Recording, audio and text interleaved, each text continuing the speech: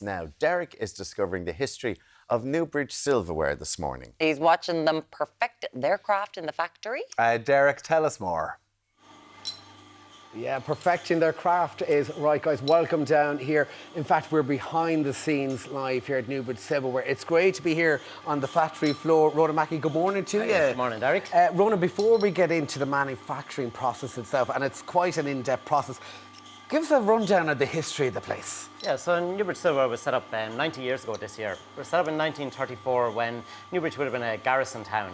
So after the British Army left Ireland, a company called Newbridge Cutlery was set up, and they were set up to manufacture cutlery on site. And we took in all the old metalwork machinery that the British Army left behind. And we learned how to manufacture cutlery using their machinery. And of course, just outside us, the road is called Cutlery Road, out to the factory. Yeah, we were originally set up on Cutlery Road in the old stables that used to belong to the British Army.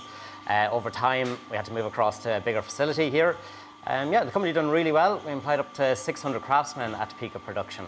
Done quite well until Ireland joined the EU in the early 80s. We were no longer competitive. Tariffs had been lifted, and we couldn't compete with competition coming from across Europe, Sheffield, Japan.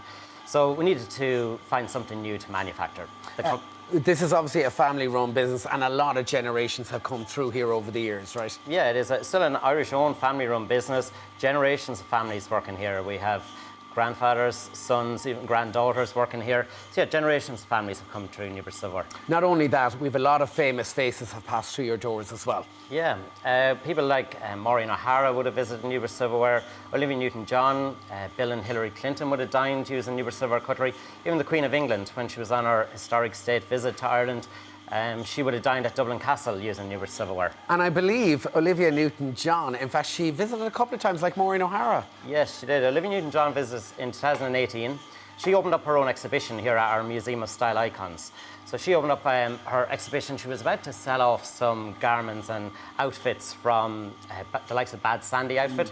And we housed that here for 2 months, and she visited for a number of days to promote her exhibition. It's great to have them down here. I headed back to LA and sold for $1 million. Wow, incredible. Yeah. Now, the manufacturing process, it's a 7-step process. Talk us through it. Yeah, we're going to show you a knife handle today. So we would start off using our own dies and tools. We'd have 19 patterns at Newbridge Silverwear. So we start off by using a nickel silver. We'll put it onto a guillotine and cut out the shape or the size that's needed for today. We will then move on to a shanking press. And on the shanking press, using our die, we will drop about 300 pounds of pressure to cut out the shape of a knife handle, but that'll also put the pattern onto it as well. Okay, so we have some shots there of the team at work on air. So this is actually the process, and in fact, it's quite a loud process as well. So that's why it is. Yeah. So we recorded a bit of that earlier because it is a very loud process. Our shanking machine, what you see there now, that would be the old Birmingham mint press. So that was used by the British to put the pattern onto their currency. We're using it today to imprint the pattern onto our cutlery. And moving on from that one, next you will see how they're going to go on to clipping. So after they have put the pattern and the shape onto the knife handle, we'll move on to clipping, where they are going to clip out the 2 halves of a knife handle. So at this stage then we will come out of there with 2 halves of a knife handle after being clipped out, and that will have to be soldered back together here. First you will see how it's linished to polish it up, get it ready to go on for soldering, and then you'll see later on how we have to polish it. We'd even have, from clipping, we would have small pieces of offcuts. And originally, these were our jewellery pieces. We started to manufacture jewellery late 80s, early 90s, and we used these offcuts to manufacture our jewellery. Now, over time, the jewellery line became so big at Newbridge Silverwear, we've had to move on to a different process. So these were actually, I mean, going to the waste bin. Yeah, but you weren't, you said, right, okay, let's focus on sustainability here. Yeah. Through research and development, these would have been melted down in Birmingham, sent back to us again to reuse. But over time, through research and development, they realised that they could turn these into jewellery. So that line has become so big today that we have moved on to, we've invested in a water jet technology for our jewellery, but we now manufacture the likes of Christmas decorations or tie pins from the offcuts. Okay, finally, then we move on to the next piece. Then we'll move on to soldering. Next stage, yes. So coming into this room, the craftsman will linish, so they will clean it up good enough that it's ready to go for soldering. And you'll see Mick behind us here. He's using a flux glue to hold it together, pour in a silver soldering powder, and place it into this machine behind us called a soldering machine. and he will send it through this machine twice. Coming out of there, the knife handle is soldered back together. Yeah, so Mick Dowling here. Mick, good morning to you, Mick. Tell us what you're actually doing here, Mick. I'm actually putting two half handles together with flux and solder. Okay.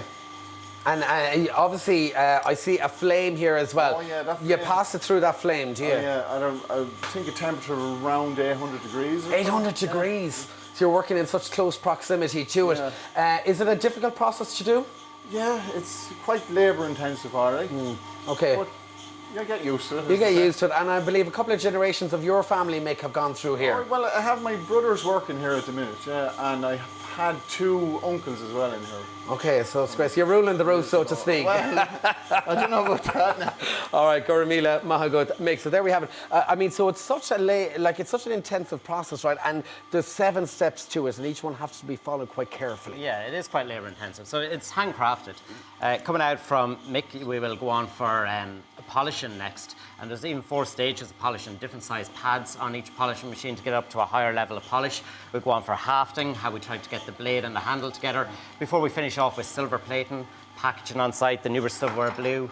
It'll be sold here in the store or sent around the country or exported abroad. And we all have a little piece of it in our cupboards at home. Every house in Ireland seems to have that blue box. All right, where can we find out more online?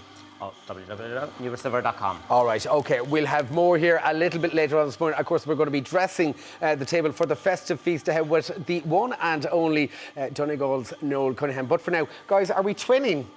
Here this morning. Twinning is winning, right? Looking handsome. good, Good to see you, guys. Dublin. Looking good. Yeah. Great stuff, Derek. Very Thanks, interesting Derek, that was. Thank you very much.